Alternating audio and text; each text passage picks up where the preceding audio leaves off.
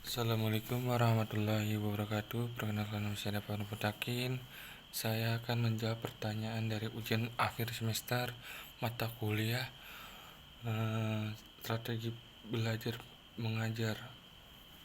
Nah, saya dari kelas paralel 1, nomor MPM 411821911230022. Nah, yang pertama itu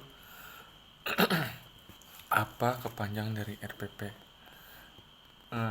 Panjang dari RPP, kemudian apakah kegunaan RPP dalam dunia pendidikan dan pengajaran? Jelaskan. Nah, saya akan menjelaskan dari kepanjangan RPP, terus kegunaan dalam dunia pendidikan. Yang pertama itu jawabannya, RPP adalah rencana pelaksanaan pembelajaran, digunakan sebagai panduan bagi guru dalam melaksanakan pembelajaran agar sesuai dengan tujuan kurikulum. RPP juga bisa disebut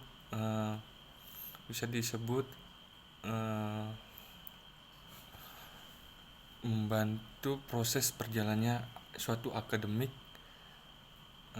dan juga mengevaluasi hasil pembelajaran. Itu kan mencakup semuanya. Nah, dari sistematis, terarah, dan efisien.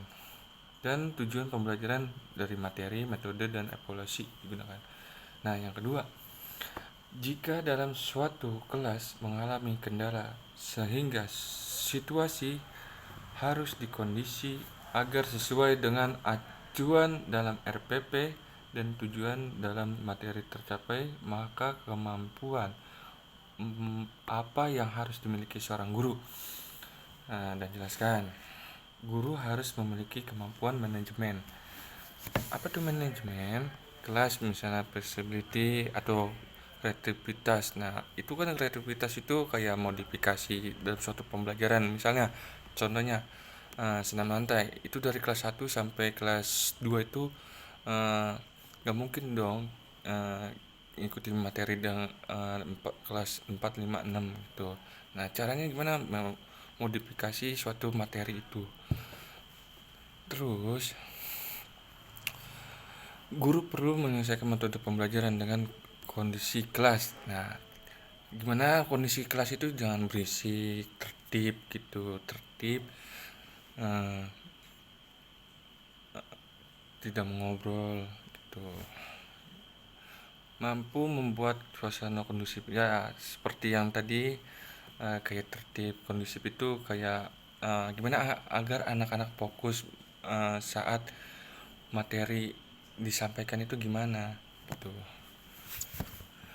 Dan mencari strategi alternatif agar tujuan pembelajaran tetap tercapai meskipun ada hambatan. Nah, di dunia pembelajaran itu pasti ada aja penghambatan, kayak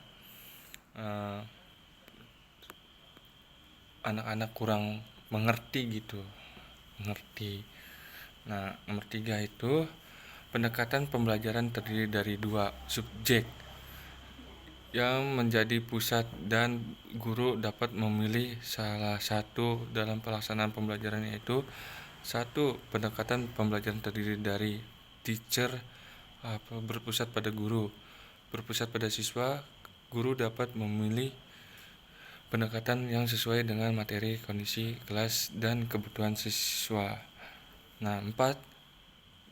2 contoh metode pembelajaran dan jelaskan. Tuh, kita dengan metode, kan di sini kan zamannya KTSP ya, atau kurikulum merdeka. Gimana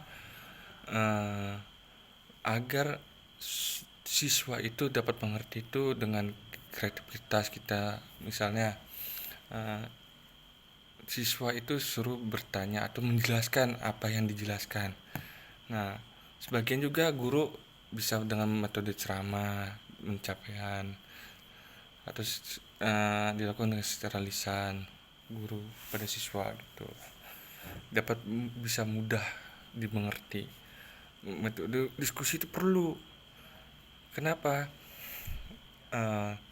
Biar apa yang akan dibahas itu siswa itu dapat mengerti gitu. Kayak misalnya tentang biologi, apa tuh yang dibahas biologi. Nah, kita perlu diskusi nih, menyampaikan pendapat. Nah, itu diskusi. Bisa berpikir kritis atau kerjasama antar kelompok nih, tukar pola pikiran lah.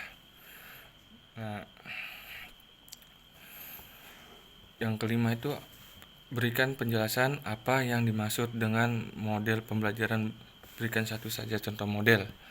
Nah, model pembelajaran adalah kerangka atau pola yang digunakan dalam pelaksanaan pembelajaran agar mencapai tujuan secara sistematis. Contohnya itu model problem based learning atau PBL. Siswa belajar melalui pemecahan masalah nyata atau meningkatkan keterampilan berpikir kritis. Jelaskan beda antara strategi pembelajaran dan teknik pembelajaran. Strategi pembelajaran itu rencana keseluruhan, itu mencakup semuanya, atau metode dan pendekatan yang dilakukan oleh guru untuk mencapai tujuan pembelajaran. Teknik pembelajaran adalah cara spesifik yang digunakan dalam strategi, seperti cara mengajukan pertanyaan. Misalnya saat guru menjelaskan, saya pak, itu yang kurang paham harus ditanyakan. Itu cara umpan baliknya. Strategi bersifat umum, teknik bersifat lebih detail dan dalam operasi. Itu dalam teknik pembelajaran. Nah, yang ketujuh, apakah tujuan pendidikan nasional di Indonesia? Nah, itu kan dalam undang-undang ada tuh nomor 20 tahun 2003, tujuan pendidikan kan. Tujuan pendidikan itu apa? Pengembangan potensi peserta didik agar menjadi manusia yang beriman dan bertakwa kepada Tuhan yang mulia, berakhlak mulia, sehat, berilmu, cakep, kreatif, mandiri. Nah, dalam beriman itu kita utamakan sholat, itu bertakwa itu kepada sesama makhluk lah, berakhlak mulia.